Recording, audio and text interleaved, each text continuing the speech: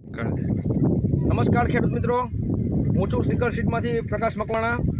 આજે આપણે આપણા ખેડૂત મિત્રની મુલાકાતે આવ્યા છીએ કે જેણે આપણી સ્પીકર સીટની કપાસના બિયારણની વેરાયટીનું વાવેતર કરેલું. તો ચાલો એ ખેડૂત મિત્ર પાસેથી જાણીએ કે એના વેરાયટી કેવી લાગે. તમારું નામ? મહેશભાઈ ગોરધનભાઈ જેસાણી, ગામ બાંદ્રા, તાલુકો ગોંડલ, જિલ્લો રાજકોટ. તમે સ્પીકર સીટની કપાસની બિયારણની કઈ વેરાયટીનું વાવેતર કરેલું? ભરોસા વેરાયટીનું વાવેતર વાવેલું. અને કેવી લાગી તમને વેરાયટી? બહુ સરસ, ખેડૂતોને પણ ભરોસા પાત્ર છે. આ વાવવાથી બહુ સારું છે.